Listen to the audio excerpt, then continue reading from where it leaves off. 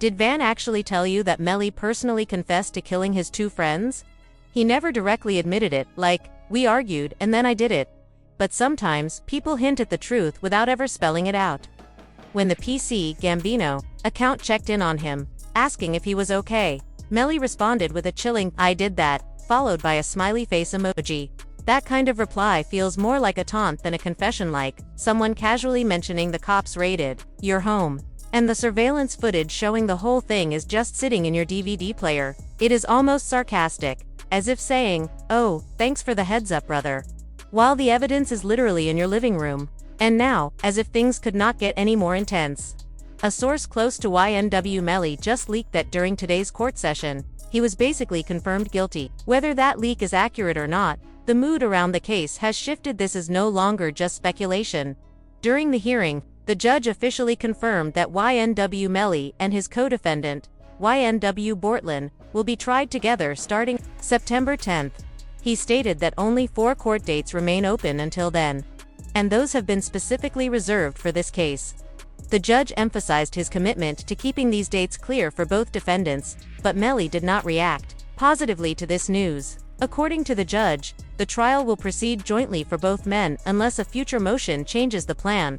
This is a major setback for Melly, as prosecutors are expected to pressure Bortlin into cooperating against him. To intensify matters, a no communication order has been issued, barring both men from speaking to each other or even through their attorneys. This strategy works in the state's favor by keeping the defendants isolated, increasing the chance that one might turn on the other during trial. Prosecutors argue that trying them together is more efficient and may lead to mutual incrimination. Meanwhile, the defense prefers separate trials so they can shift blame and potentially weaken the case. However, the judge ruled there is no need to split the cases since only the penalty phase would differ. Assuming Melly is convicted, the guilt phase remains the same for both, since they face capital charges. With that in mind, if Bortlin is innocent, expecting him to remain silent and face life in prison could be unrealistic. He might choose to testify against Melly under pressure. Adding to the tension, Bortlin was recently arrested in Miami for a Broward County warrant related to witness tampering. The warrant claims that from April 10 to July 22, 2023, Bortlin, along with others, tried to mislead a witness involved in Melly's trial. Significantly, this time frame overlaps with Melly's previous jury selection and ends on the very day the judge declared a mistrial, strengthening suspicions that Bortlin attempted to obstruct justice during the most critical moments of the case. Things took a dramatic turn in the YNW Melly case when authorities revealed a series of explosive findings from a raid on YNW Bortlin's home. Among the most alarming pieces of evidence were handwritten notes detailing the layout of the original Melly trial jury, complete with sketches of where jurors sat and descriptions of their appearances. Prosecutors quickly interpreted this as potential intent to retaliate or interfere with the judicial process, arguing it painted a chilling picture. Bortlin may have been preparing to slide for Melly, potentially aiming to eliminate jurors who could sentence his friend to life in prison. The entire situation was described as sloppy and reckless, almost cartoonishly incriminating, comparable to committing a crime and leaving the surveillance footage in plain view at home. But the chaos didn't end there. What makes this even more twisted is that all of this unfolded before Melly's own legal team publicly turned on Bortlin in court. When prosecutors laid out damning evidence against Melly, his lawyer essentially shifted the spotlight, accusing Bortlin of lying to law enforcement, having gunshot residue on his hands, and being the last person seen with the victims, Juvie and Sakasar. A forensic analyst even testified about the presence of gunpowder particles on Bortlin's hands, adding weight to the defense's deflection. This courtroom betrayal marked a clear end to the once-tight bond between the two. When the mistrial in Melly's case was announced, Bortlin posted a cryptic tweet, "Mind games don't work on people like me," with a handshake emoji, leading many to believe he was ready to cut his losses and possibly cooperate with the state. Melly, meanwhile, was reportedly furious when he found out they'd be tried together again. During a recent hearing, he went against his lawyer's advice and lashed out at them in open court, visibly frustrated by the developments. Prosecutors are now building their case around Melly's alleged gang affiliation as a key aggravating factor in seeking the death penalty. They've submitted Facebook photos of Melly posing with Young Thug, claiming he's connected to the same criminal street gang, using phrases like slat, 5-point star symbols, and specific hand signs. Melly, however, was overheard shouting in court that he doesn't care what the evidence says because he's not in no gang and they can't prove that. This is more than just a legal case, it's a full-blown unraveling of friendships, reputations, and possible lifelong consequences, all playing out under the weight of gang allegations, mistrials, and betrayal. If Melly's defense team succeeds in getting critical evidence dismissed, it could push the start of his trial all the way to 2027, meaning he will have already spent 9 years in jail without a conviction. That delay would be significant, especially since Melly has already been in custody for 2,339 days, making this one of the most captivating ongoing cases. The court division currently has 38 other trials specially scheduled, 22 of which are high-profile matters, with some dates already set as far out as December 2026. The state, meanwhile, is aggressively pushing to introduce new evidence against Melly, believing it will help secure a life sentence. This desire to delay the trial again appears rooted in their need for time to ensure that the suppressed material, which the court has explicitly ruled cannot be used, is not relied upon at trial. In fact, the judge made it crystal clear, if the evidence is suppressed, it cannot be presented, and that ruling stands unless reversed.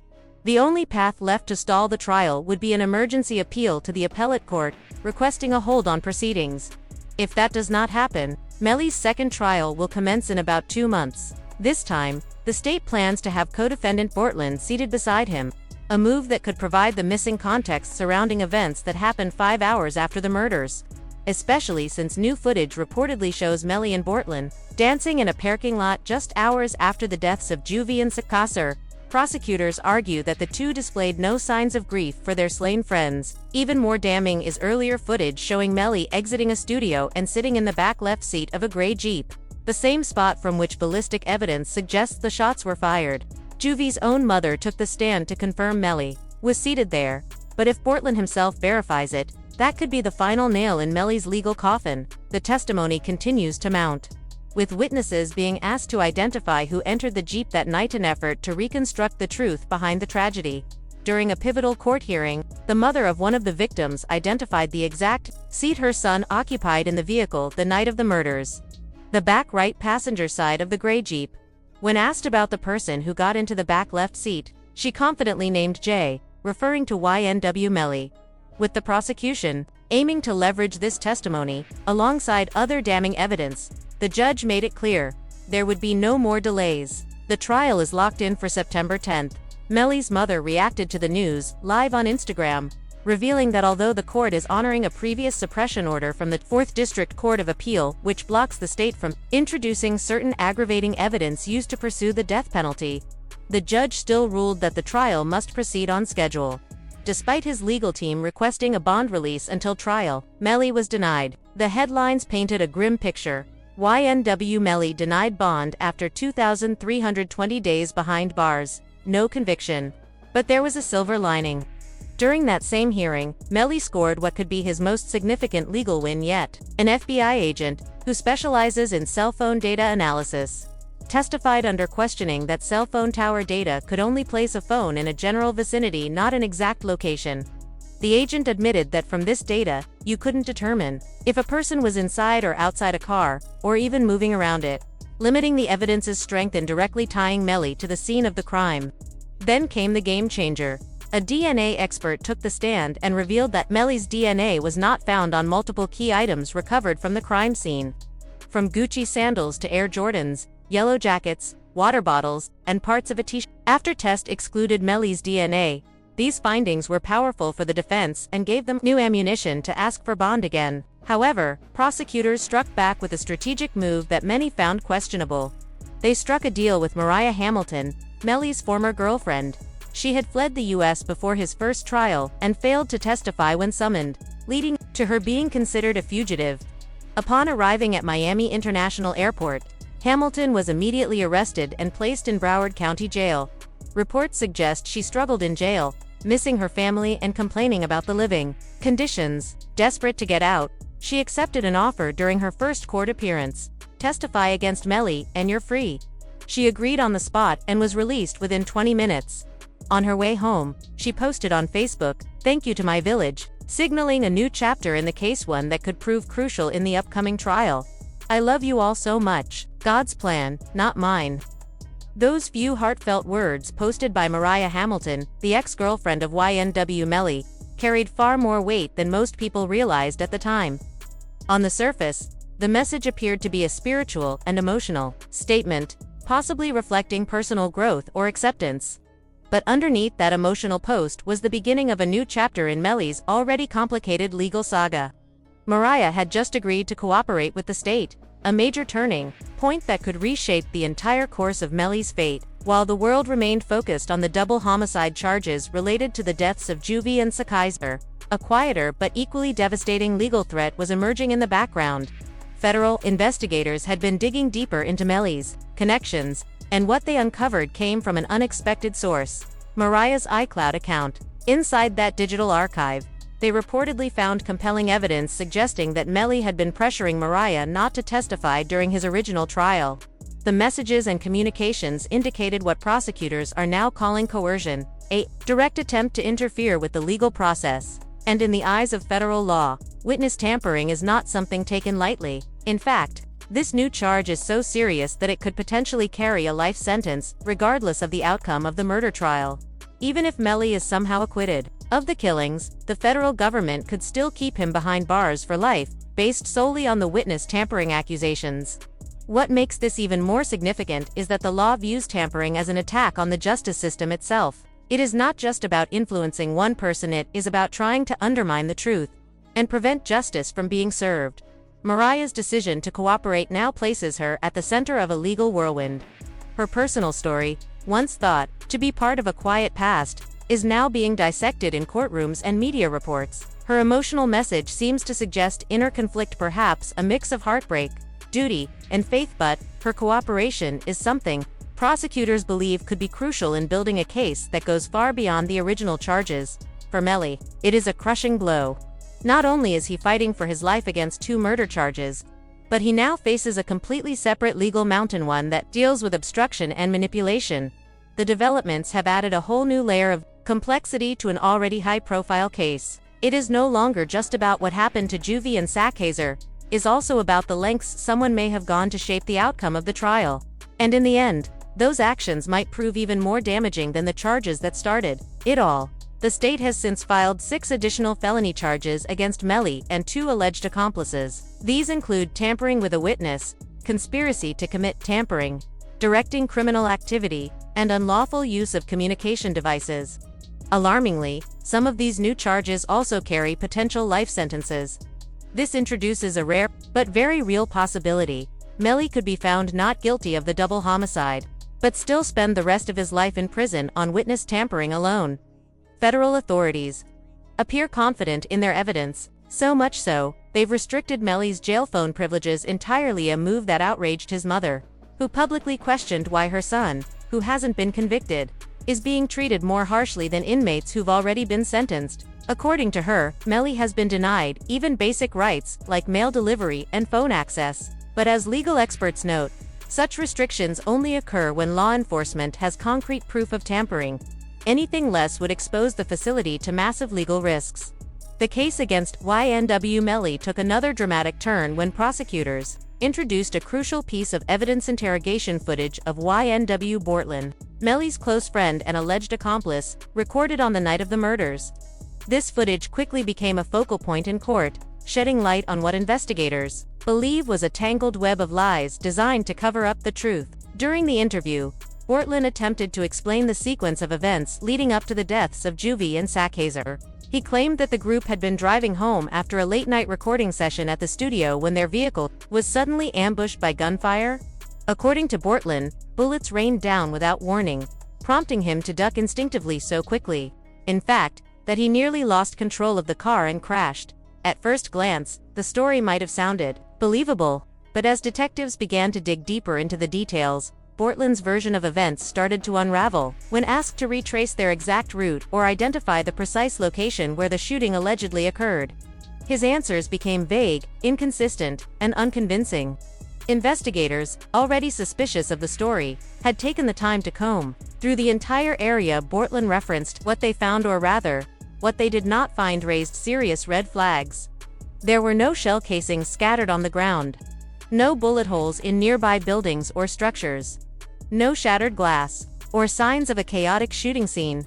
In fact, there was not a single piece of physical evidence to support Bortland's account of an ambush. Prosecutors argued that the absence of evidence was not due to oversight or cleanup by third parties, but rather because the shooting never happened in the way Bortland described. The inconsistencies in his story, coupled with the lack of forensic proof, led investigators to believe that the narrative of a drive-by shooting was fabricated to mislead law enforcement and distance both Melly and Bortland from the crime. The footage, while not a confession, became a powerful tool in showing how quickly their story fell apart under pressure. In court, the footage was played frame by frame, allowing the jury to witness Bortland's shifting demeanor, his hesitation, and his struggle to stick to a coherent timeline. His fidgeting and nervous tone painted a picture of someone under immense stress, not just because of the trauma, but possibly because of guilt.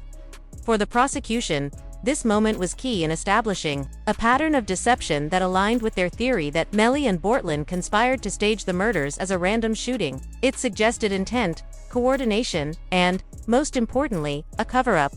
As the trial continued, that one interview, filled with holes and unanswered questions, loomed large, another piece in a puzzle that prosecutors insisted pointed straight to premeditated murder. Officers began to lose patience, sensing that Bortland was holding something back. One detective even asked bluntly, "If you knew who did this, would you tell me?" Bortland, instead of answering clearly, shook his head, his voice absent, his body language doing the talking. The unspoken answer hung heavy in the room. This moment wasn't just about Bortland lying, it was about the emotional weight behind that silence. Investigators knew the truth was there, but trapped beneath fear, loyalty, or guilt. As Bortland fumbled through his version of events, the contrast between his tone and his words painted a clear picture of someone struggling to keep a story straight, possibly to shield Melly, or possibly to protect himself. With witness tampering, shaky alibis, and a shifting cast of cooperating witnesses, the stakes in Melly's case have never been higher. Even if he beats the original murder charges, the legal walls are closing in from every side. "Look, I was just trying to avoid getting hit, you feel me? I was focused on the road, just making sure I stayed safe while driving. That was my only concern in the moment. I get that it might not be your responsibility to worry about all that, but this whole situation is wild. Still, if you're telling me the shooting happened at that spot, then there should be some proof left behind. There should be shattered glass at the scene, just like the glass found here from when y'all opened the doors. If bullets were flying toward our car, then there should be casings over there too. There should be evidence, real physical stuff. But right now, there is absolutely nothing. And honestly, I think I already have a pretty good idea of what really went down."